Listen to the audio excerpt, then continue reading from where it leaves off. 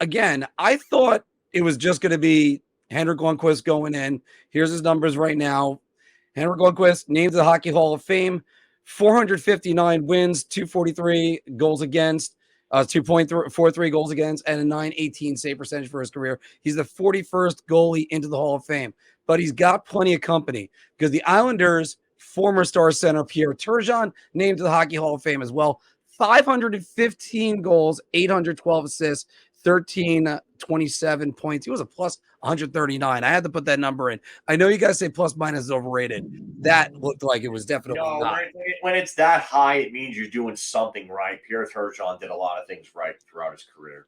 So I'll flash some other stats that are in here about them. But Phil, let's start with Henrik Lundqvist. What is your reaction to Lundqvist? Actually, well, you could do them both if you want to. Lundqvist and Turgeon getting in. I mean, all right, I'll say this. So Henrik Lundqvist is one of my all-time favorite Rangers, probably my all-time favorite goalie.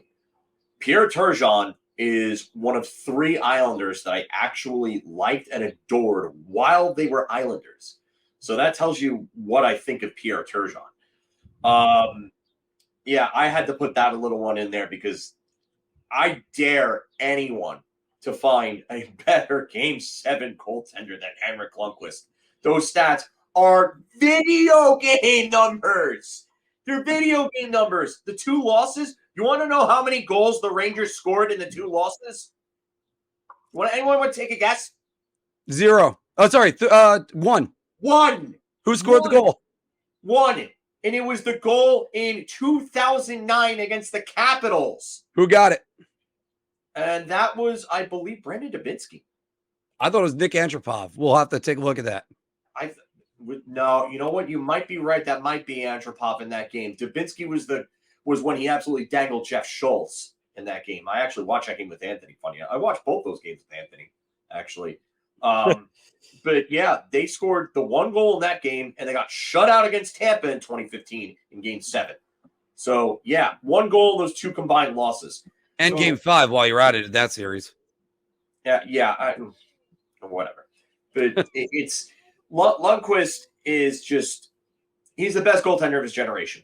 And I've had people try to tell me, what about Martin Brodeur? Martin Brodeur is not his generation. Stop mentioning his name with that generation. That generation is Lundqvist, Roberto Luongo, Pekka Rinne, Marc-Andre Fleury, Mika Kiprusoff. You want to say Carey Price? Carey Price, Tuukka Rask. I'm talking about that generation from like 2000 as well, from like 2000 and on, like that area where they all started playing around that time. So no, Henrik Lundqvist is by far the greatest goaltender of his generation. He was the watermark of consistency among goaltending. Has the most 30 win seasons to start his career. He's probably the second best European goaltender all time behind Dominik Hasek, if you want to take a look at that. I mean, this guy was everything for the Rangers. If he had half the talent that Marc-Andre Fleury or someone like Tom Barrasso had in front of him, guy would have had multiple Stanley Cups, multiple. And I mean, what else is there really to say about Henrik Lundqvist? The guy is a brick wall, human highlight reel, some of the best saves you've ever seen. I mean, as a fan of a rival team, you've got to respect this guy. Held himself with class, dignity. I mean, he's a guy that you hated because you had to play against him because he would stonewall your team. But my God, you'd do anything to have him on your team. He was like the Rangers version almost of a John Beliveau in the way that he handled himself and the star power that he gave, in this city. So, I mean, and I can't say much else about Lundqvist that hasn't already been said, but I'll speak to Pierre Turgeon. I mean, 515 goals, 1,327 points, phenomenal numbers, over a career point per game player. Has probably about 10 or 11 years that are Hall of Fame worthy in his career, was productive well into his 30s, and had not his mid-late 30s coincided with a big drop in scoring league-wide, his numbers would probably be even better. I mean, his late years were right in like the middle of like 2002, 3, 4. those real low scoring years. Yeah, those real defensive years. Yeah, and Turgeon was a guy that was a number one center, a legitimate number one center, a guy who carried offense on a lot of teams. 4 of his 6 stops in the NHL, he's a career point per game player at. Buffalo, the Islanders, Montreal, and St. Louis, who's all point per game players in all 4 of those locations. That's pretty damn impressive to be that good and that consistent over. And there was some politics that I think may have prevented him from going into the Hall a little sooner. We've covered that previously. I'm not going to get into that. It's beating a dead horse. Has to do with the whole World Junior thing from years ago with that brawl. But Pierre Turgeon was the number 1 scorer of any player that was not in the Hall of Fame before today. Just think of that. 34th all-time in scoring. How was this guy not in? I just don't get it. And another one. Nothing but class. True sportsman, excellent player, tremendous talent. He deserved this a long, long time ago. Even as I hated the fact that he was an Islander when he was, because he killed the Rangers, and that was a guy you wanted on your team. Another one. You hated See that OT goal that basically sunk the 93 Rangers. Yep. Yeah, absolutely. And he was a guy that I was happy to see in St. Louis, because I also don't like Montreal. For anyone who's not familiar with me. So when he went to St. Louis, it was pretty nice to be able to root for him. So, yeah, great career for Pierre Turgeon. Oh, long overdue. I'm very, very happy that he's in. Anthony, go ahead. Start with you, because, I mean, we were talking about this before. There's like a narrative to Pierre Turgeon that just isn't true, and I'd like you to go with that. So you said there's a what narrative? It's like the narrative that I was talking about with you, that with the Pierre Turgeon, like that he wasn't the same after that infamous moment. Oh yeah, that he wasn't the same player after the Dale Hunter hit, but that's not true. I mean, the guy had 94 points with the Islanders after that hit. Then in Montreal, he went on to have a 96-point season, and then in St. Louis, towards the back half of his career, he had an 86-point season with the Blues. So yeah, he fully recovered from that hit, but overall, he was just a fantastic player, silky smooth. He's a guy that kind of made a pass when you wouldn't expect it, and found the guy and he scored a goal. That's thus the name Sneaky Pete. I believe Ray Ferraro referred to him as that, but called him that when he's with the Islanders. But hell of a player. Again, if not, for kind of having some meaty years there in the dead buck era, he probably would have had a lot more points. My favorite player growing up, as I said, I remember getting his jersey on Christmas when I was probably about like 8 years old, and being thrilled. And when I found out he was traded, I actually cried. I loved him. He was my favorite Islander, along with Ziggy Palffy. So well deserved. And for Lundqvist, I think everyone expected him to get in, even though he didn't win the cup. You knew that he was going to get in the Hall of Fame either way. He was a big money goalie, consistently at the top of the league when he was in his prime. 6th all time in wins. Great guy in the community. And his career would have been even longer if not for his heart issues. And I'm sure Ranger fans are happy in the end that he never played for another team, even though he was a Capital for not really much time. Officially never was. Yeah, he wore their uniform. You see pictures of him in their uniform and like camp and stuff. And but yeah, never played for the Capitals. So basically a Ranger his whole career. And he was, as an Islander fan, he was frustrating to watch, because early on he was like a goalie you hadn't seen in a long time. He was always putting up gaudy numbers, and it wasn't until later in his career where his play started to dip a little bit. But fantastic career, great guy, and I'm happy for him and his family. Whenever I think about, and I'm going to start with Pierre Turgeon on this, as Phil said, he killed the Rangers when he was playing against them, and the Rangers got away from Pat LaFontaine, who used to kill them as well, and they had to go to Pierre Turgeon, who would kill them just as much. Also in that trade, if I recall correctly, Benoit Ho came over. Shout out to Benny. And I gotta think about, like, Benny. Well, I ran into him a couple times at the local bar, so I gotta say that. He killed us. He killed us in men's league. Oh yeah, That is especially factual. That is factual. now. The moment also that always everybody's going to think about with him, unfortunately, was him scoring that big goal that would be the insurance goal to beat the Washington Capitals. Dale Hunter, disgusting check. I know we had Ray Ferraro on. He said he was just finishing his check. I do not believe that for 1 second. Garbage. His hands were in the air. He was definitely celebrating. Garbage. If you see me back here right now, everybody, I got a Rangers jersey right behind me. Clearly, that was the team I was rooting for at the time. They were knocked out of the playoffs by the Islanders, and I was annoyed as all hell when that hit happened. If there was one hit that made everyone in the hockey world just go, what the hell was that? It was that play. And then I was always a big Pierre Turgeon fan. By the way, I always throw this out. He's the only #1 overall draft pick to pitch in the Little League World Series. But I remember Rich Pilon flying in like he was a WWE wrestler after Dale Hunter threw that hit. Pilon went in there, guns a-blazing. But yeah, no, that was disgusting moment. But like I said, Turgeon went on to have a great career afterwards too. So, and I know what you guys are saying about his passing ability. Whenever I think about Pierre Turgeon, I think about that wrist shot.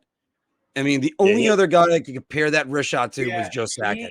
That off-wing wrist shot from the outside going the other way to the opposite corner, man. Like, he was one of the best I've ever seen at doing that, man. He could pick that corner like nobody else. And that's such a hard shot to score on, dude. So good at it. And he would just flick his wrist. It would be over. Bang, gone. Just bang, right in. And again, the only guy I could compare his wrist shot to was Joe Sakic. And of course, Henrik Lundqvist.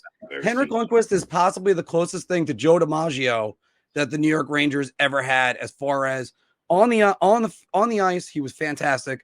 Off the ice, he was a legend because the guy did all the charities. He carried himself. He's with all due respect to Rod Gilbert, this is the only other guy you could ever call Mr. Ranger. And Rod Gilbert loved New York City. He always talked about it. And I mean, Henrik Lundqvist is what it means to be a New York Ranger. And it was sad the day they bought him out. It was sad the day that he had to retire.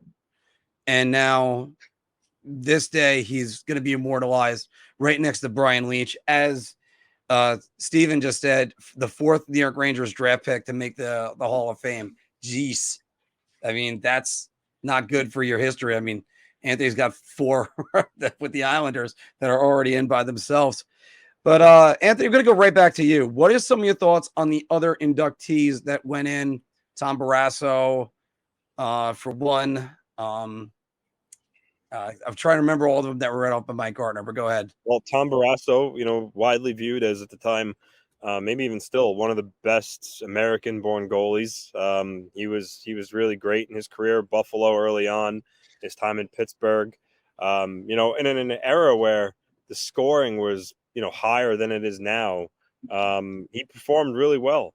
Barrasso, he was key in a lot of runs for Pittsburgh.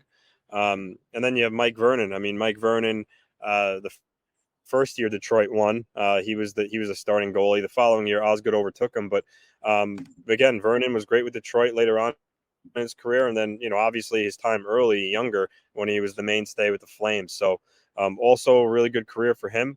It's surprising to see 3 goalies get in one class, but I don't know or can recall a time that's happened before. Maybe it has, but. There's only really 40 goalies in the Hall before today, Anthony. Yeah. And honestly, if I would have, without really deep diving into it and really thinking about it, if you would have asked me off the top of my head, who should get in, Curtis Joseph or Mike Vernon, I might have said Cujo. But when you really kind of look into the stats and, stuff like that, I could very see why Mike Vernon got in over him. But overall, no issues with the class. Really the biggest thing, I think everybody agrees, is did Alex Mogilny kick someone's dog, or did he steal a piece of candy from a baby? Because I don't know why this guy is not in the Hall of Fame. I mean, he left vapor trails. Kudos to Rick Generate for coming up with that one. But he was a hell of a player. I mean, obviously, you have his 76 goal season, but he was a dynamic player in a time where, you saw flashy skill. Don't get me wrong, but Mogilny was all flash. He was hell of a player. Finally got his cup with New Jersey. Kind of in the backside of his career. But I don't see how this guy continues to get snubbed. I really don't. He's the biggest issue I have. I think he should have got in. But other than that, I mean, I don't have a problem with the class. Ken Hitchcock, well deserved in the coaching category. So overall, good class. Can't wait to see him get inducted officially in November. But yeah, Mogilny is. I hate it. I think he should be in. You know what, Phil? Before we'll circle back to the other inductees right now. Who do you have for your biggest snub? Mogilny. It's by far it's Mogilny. It just I don't understand. I mean he was a trailblazer for many. I mean, for the Russians, he was a big trailblazer. His was the first big Russian defection. I mean, he went in the middle of the night, and his story is it's crazy. I mean, and the comment. I mean, I'll always go back to the comment with Keenan. Why should I be scared of Keenan? Yeah. I fled Russia in the middle of the night. Mike Keenan doesn't scare me. So in the trunk of a car for what, 8 hours or something? Yeah, just ridiculous. And then point per game player. And this is a guy who was still a point per game player despite having down points in his career, especially after 96, like from 96, 97, 98, I mean, 97, 98, 99, like that area, like he looked like he was toast. And then he came back in like 2001, stormed back 40 goal point per game season, and then was productive with Toronto with 30 goal point per game seasons. And just, I don't understand where the logic is with him. The other one for me was Jeremy Roenick, 500 plus goals, 1,200 plus points. Is it the comments from a couple of years ago? I mean, I know he's been snubbed for a while, but like this is a guy that was really, really good. And I'm going to go with Music's comment here. Anyone with 500 plus goals should be Hall of Fame. I mean, there's a point to that. And Roenick, I mean, I did a little bit of a deeper dive with Roenick. So from 91 to 2001, those 11 seasons with Chicago and Arizona, he was over a point per game in like 810 games. He had like 860 points in 810 games and was one of the best players in the entire league for an 11-year span. Like when you looked up like top 10 players, like forwards wise, I should say, like Roenick was right at the top of that list for nearly the entirety of that time. And all those seasons, he was either a point per game or better, or was just under a point per game, even when he went to Arizona, when he went to Phoenix. So for me, I don't understand it. I just think they're snubbing him for the wrong reasons. I think that it should be on merit of hockey career, if this is the case. But this is a guy that he has everything. He has the resume. He's one of the best American-born players ever. He was great in international competition, was incredible in the World Juniors when he played in the World Juniors. I mean, it just where is the problem with Jeremy Roenick? Got to agree with you on that. 1,216 points. And you look at the people under him, Bobby Clark, less points. Granted, I mean, Bernie Nichols, Vincent Danfus follow right after that. Larry Murphy is just ahead of him at 1,217. Sean Beliveau right before him. But still, come on. I mean, Jeremy Roenick, he also played at a defensive error. Jeremy Roenick should be in. Keith Tkachuk is another guy that boggles my mind. You guys actually took one of mine. I have to say two of them that I've been saying all along, David Poile and Stan Fischler. What do they got to do to get in the Hall? But I guess to go with what Anthony's saying, maybe Mogilny's got to get in the trunk of a car and drive up to Toronto or something. I mean, that's It's unbelievable. The bravery of this guy when he defected, then his level of play. He's the one that basically ushered in all the Russians coming into the league. How do you not honor this guy? So I don't get it. I don't get it. Phil, real quick, what's your thoughts? Ken Hitchcock and Pierre Lacroix and Mike Vernon? I really wasn't high on Vernon and Barrasso. I just, for me, Barrasso, 5 great years, and then the rest of his career really isn't all that amazing. So I was kind of like shocked that he got in. Vernon, I never thought of Vernon as one of the best goalies in the league. Like, I mean, I there was always like a Belfour, Waugh, Brodeur, Hasek, like that level. And then I thought of like Vernon on like that Osgood level below, like those guys. I mean, I get the arguments for both of them, but I don't necessarily agree. I love Ken Hitchcock being on there. Definitely deserves it. Pierre Lacroix, I believe he was the general manager for both of those Colorado Cup winners. I believe both, yes. So, yeah, he definitely deserves it. I mean, he's a big reason why hockey is as big as it is in Denver. I mean, even if he didn't get the 96 one, the 2001 was a big one for them, and that is still paying dividends because, I mean, youth hockey registration in Colorado definitely skyrocketed after that second Cup win. So Pierre Lacroix definitely deserving. And after all, youth hockey was doing so well in Colorado that Popeye Jones, who was playing for the Denver Nuggets, his son ended up becoming a hockey player, Seth Jones. His sons, Caleb and Seth. Yep. All right. Well, let's go take a quick word from DraftKings. And it looks like Anthony's already started bar talk without us. So, yeah. Like and subscribe to our channel. We have a lot of great hockey content and an entertaining interactive podcast. So check us out and our library of videos. Your ideas are intriguing to me, and I wish to subscribe to your newsletter.